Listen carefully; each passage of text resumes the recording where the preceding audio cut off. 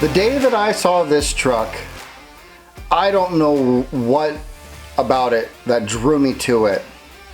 This thing was sitting on the ground in a wrecking yard, no wheels and tires, engine was completely locked up. I believe it was missing the driver's side door at the time, and a few other body parts. But I paid $500 for it. I drug it home. I rebuilt it on a very tight budget, and this little truck has just been going non-stop.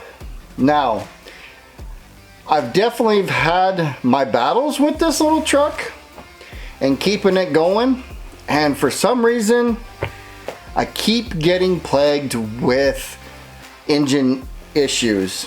Now, this has the 22R fuel injected engine, and these engines are pretty bomb proof, but there's something about this truck that it's just got some weird things to it, and I keep on having weird little engine issues.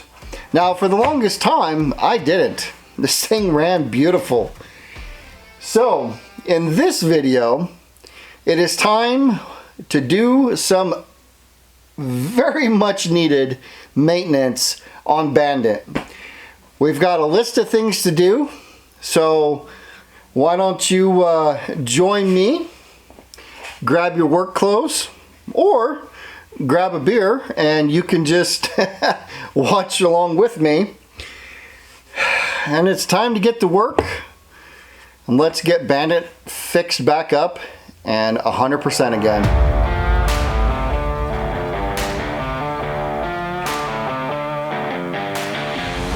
So we've got a pretty good list of things that we need to do on Bandit, and they're going to be some pretty big jobs. Two in particular that are going to be pretty big. So let me get my list here and show you guys. Alright, so a while back I had some issues with the engine, and that's the first thing that we're going to talk about. And we've got rod bearings in the engine. That's going to be the first thing that we're going to tackle on this truck. We need to adjust the valves in the engine, and then the front wheel bearings, I need to go through and check those. I felt a little bit of slop in the front wheel bearings, and I've done quite a bit of miles on those front wheel bearings, so I want to make sure that they're not loose, and it's going to throw my alignment out and give me some really weird tire wear. Also, I'm going to check the steering. There is some steering components on this front end that is notorious to give you issues. So we're going to take a look at those, hopefully just quickly address those and then be good to go. And then also, I have a rear ARB locker in the truck, and for quite some time that locker I really haven't it really hasn't worked for me, and I think I know what it is. I believe it is the union where the airline travels from outside of the differential to the inside of the differential, and I feel like that is potentially where I've got my issues. So that is what we're going to tackle on Bandit and get him all buttoned up. Now, there's a whole bunch of other small itty bitty little things here and there, but those are pretty much the big ones that I really do need to address. Now, let me give you a little bit of a backstory of why am I replacing the rod bearings in this truck. And you would think, oh, well, if you replace the rod bearings, then it's got to be bad, or the engine, you know, got to do a lot more machining and stuff like that. Well, the engine's not quite at that point yet. I've got a brand new set of standard size rod bearings that we're going to install, And the reason why I'm going to install these rod bearings is because on my last trip out, I noticed a little bit of clattering coming from the engine. And once you hear the sound of a rod bearing going out, it'll like permanently imprint in your head. And so I was just ever so slightly starting to hear that noise in the bottom end. And so I parked Bandit. Once I got back from the trip, I parked him, didn't want to do any more internal damage. And also, the sound only appears when the engine is warmed up. So when it's cold, it's perfectly quiet on the bottom end, which is good. So I know that it's not too far. It's not too far gone. Things are getting wore out, but it's not at the critical state of having to regrind the crankshaft or get a new crankshaft. But I do have the proper tooling that we're gonna measure the journal of the crankshaft where the bearings ride around to make sure that they're within spec. Now, I have a suspicion that the reason why and I think it's only one rod bearing that is starting to go bad. And again, one of the things that I've been battling on this engine. So quite a while ago, actually,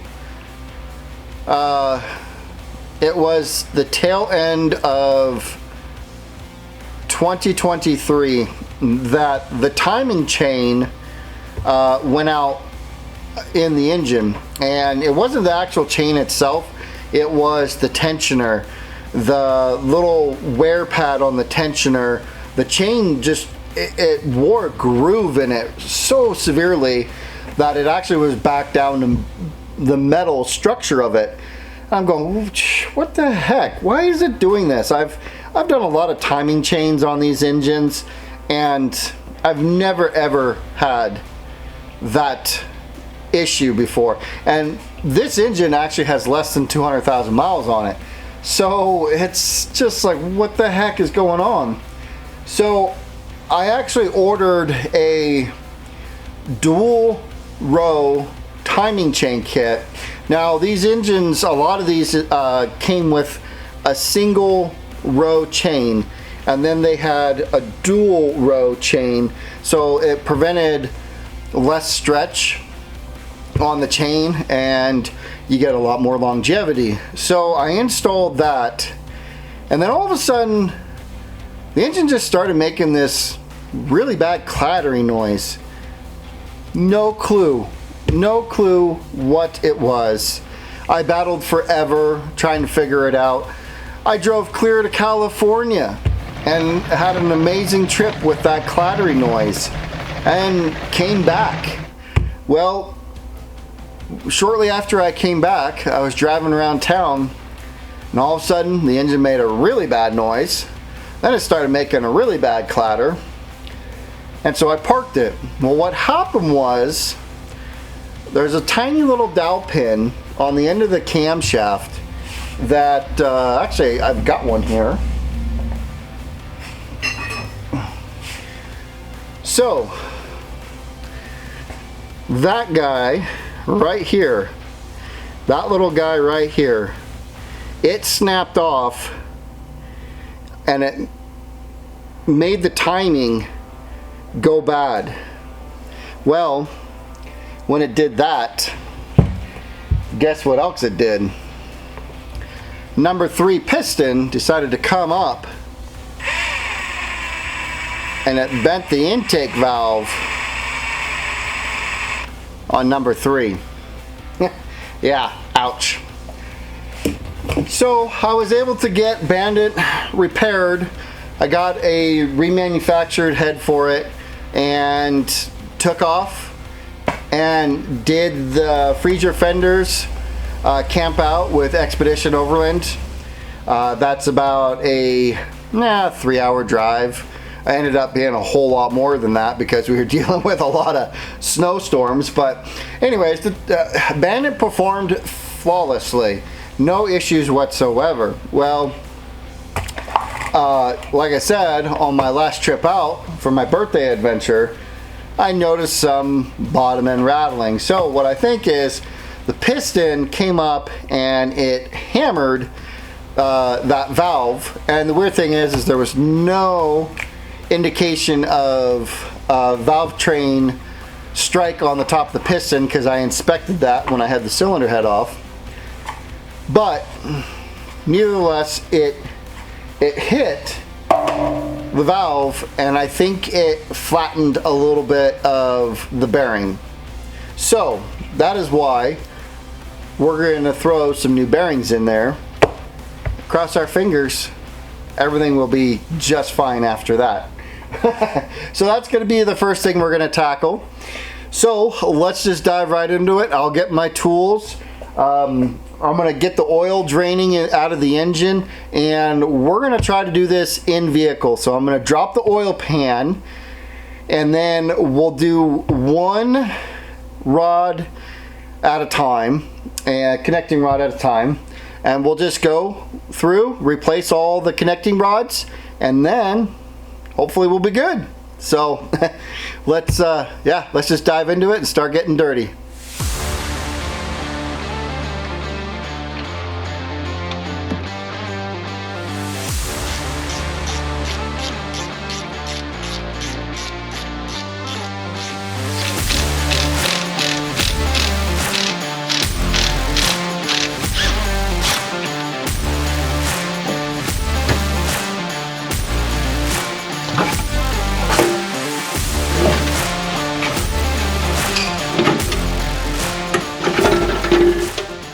Well, so far things are going pretty good actually, and oh, that light's right in my eyes.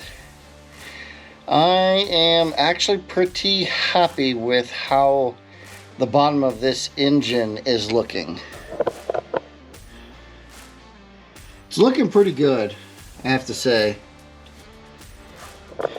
It's got its normal coloring and stuff, but it's not bad. Let me put a wrench on this. I pulled the spark plugs, so everything should rotate relatively easy. Oh, come on.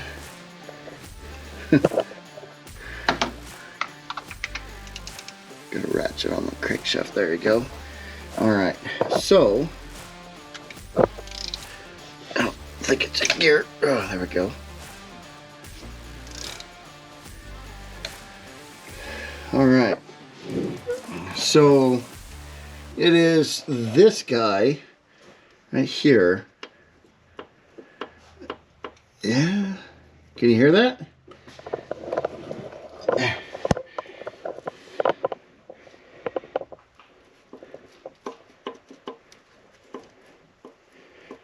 Got a little bit of movement.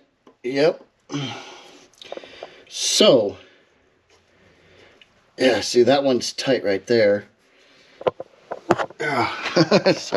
Sorry guys, trying to make it so you can see. So this one right here, like, it's solid. Number 3, the one that hit the valve, she's got some movement in it. And we'll bring 1 and 4 down.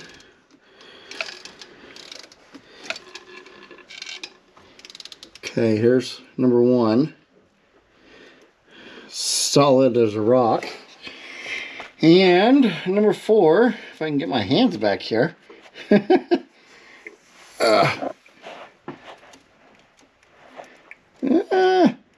4's got a little bit of slop in it too. So, okay, well, now I know what we've got, and honestly, junk in the eyes. Honestly, it's not too bad. let's crack these rod bearing caps off, and we'll do one at a time. I'll get my hands cleaned. I'll do some cleaning up, because when I go to touch the bearings, you got to be super clean about that, because we don't want to get any contaminants in there and then it scratches the surface of the bearings. So I think what I'll do is I'll rotate to number 3, because number 3 is showing the most sign of wear, and we'll put a mic on the crank journal, and we'll make sure that it's within spec, because if it's not within spec, then to do the rest of the job is kind of pointless. So let's do that. I'll rotate this around, and then I'll get my mics out, and we'll see what the damage is. So let me show you what we're working with, okay?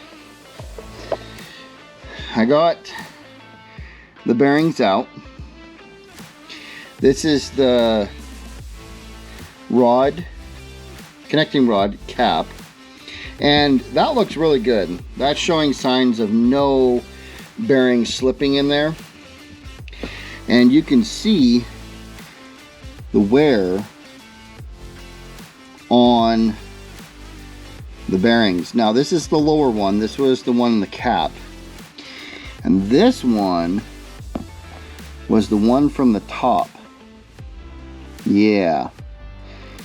Now what I'm seeing here is, I think I got super lucky. This was about ready to seize a bearing up. So you're looking, this is the brass layer. Here's a comparison to a brand new one. Okay. So these bearings have a aluminum coating on them, and then underneath that aluminum coating is a brass coating, and then underneath the brass coating is the steel. Not all of them are like that, but that's what I've learned with the Toyota. So I got lucky, because this was on its way out. Yeah. So we will go down underneath and check. So I looked it up. We're going to use a micrometer. So these, you measure in between the 2 points. You measure between here and here, and you rotate this, and it has a number scale on it, and this one's ready to go from 2 inches to 3 inches. So I'm going to use this to measure our crankshaft to make sure that it's not undersized. And then in the book here, let's see if I can't find it for you guys. Okay, so 1982 Toyota pickup. If I scroll over to here, connecting rod journal diameter, it says 2.0862 to a tolerance of 2.0866. So what that means is I've got half of 1/1000th of an inch tolerance. Yeah, not much. So I'm going to check to make sure that the crankshaft is good. And then also what I'm going to do is I'm going to use this. So this stuff is designed, it's this ultra tiny little wax piece. Let's see if I can't open it up here. I don't know if you guys are going to be able to see it on camera. There you go. See that little string in there? That's a piece of wax, and what you do is you just cut a little bit off, right? And you lay it inside your bearing right here. And so when you go to put everything back together, you use this visual scale right here, and then that tells you how much oil clearance you have. And for us, it's saying for a 22R 1982, oil clearance is anywhere from 1 to 2 thousandths of an inch oil clearance. So, yeah, I'm going to clean everything up underneath. I'll do the measurement, see where we're at, and then we will do the oil clearance just to make sure that we're good, because if it's, I don't think the crankshaft is worn down because it looked like it was in really, really good shape still. So, but if it is for some reason out of tolerance on the oil side, I know they make the like a few sizes thicker on the bearings, but since this is all standard stuff and I caught this before things got too terrible, I think we'll be okay. So, time for me to dive back down and let's get some measurements done.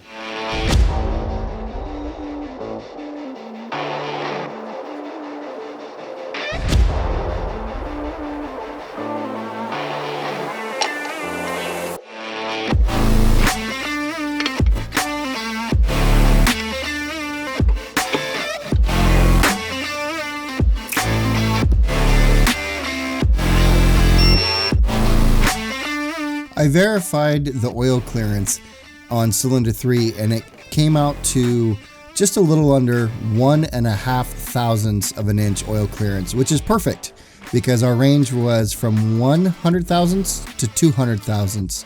So I went ahead and just knocked out the rest of the connecting rod bearings.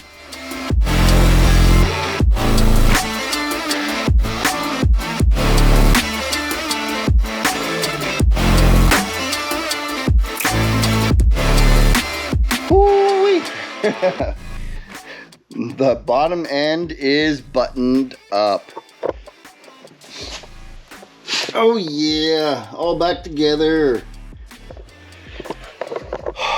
And it's a good thing that I paid attention to that sound and I shut the engine down, because it was a lot worse than I actually thought. So here's the bearings. This is cylinder 1, cylinder 2, 3, and 4. And this bearing, every bearing on the left-hand side was on the top. And these ones were on the bottom of the connecting rod. So, ouch. But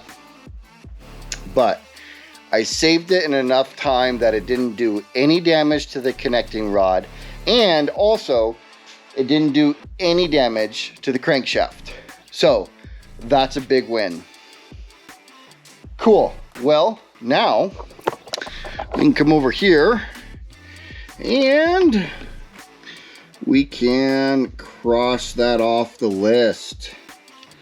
Okay, so let's go ahead and finish buttoning up the engine, and we will now do a valve adjustment.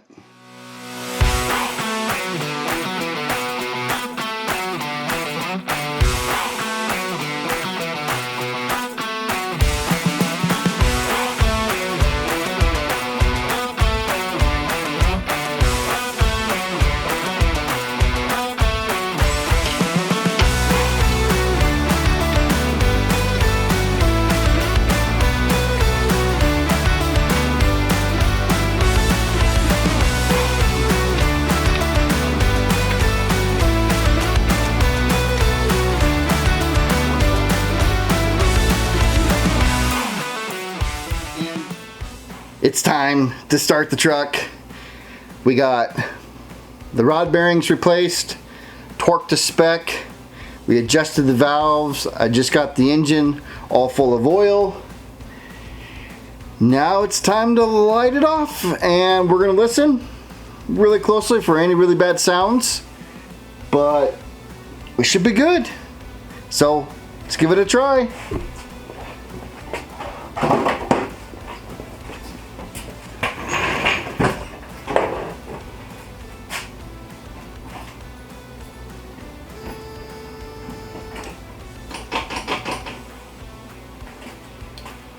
All right, here we go.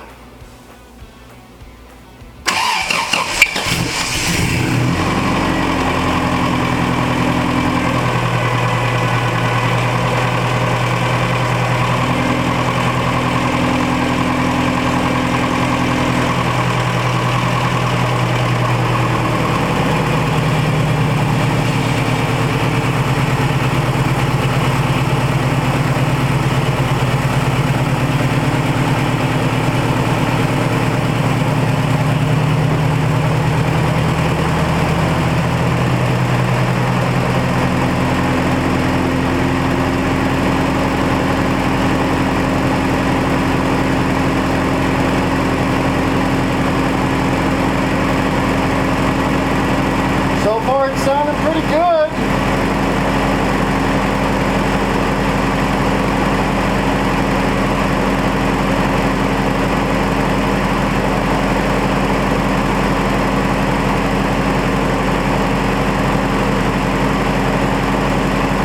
That's way better.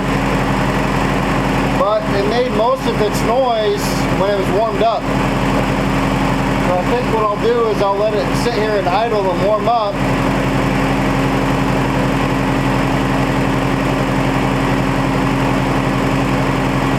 And hopefully we're good. Oil pressure is way better. I noticed that the oil pressure was starting to kind of be down on the low side of things. And before my trip to California, I installed a brand new oil pump on this. So I was kind of like, man, like, we had oil pressure, but it wasn't like the best, but it wasn't the worst either. So I wasn't too terribly concerned about it. But now I just checked the gauge and bam, it was way up there. So that's a good sign.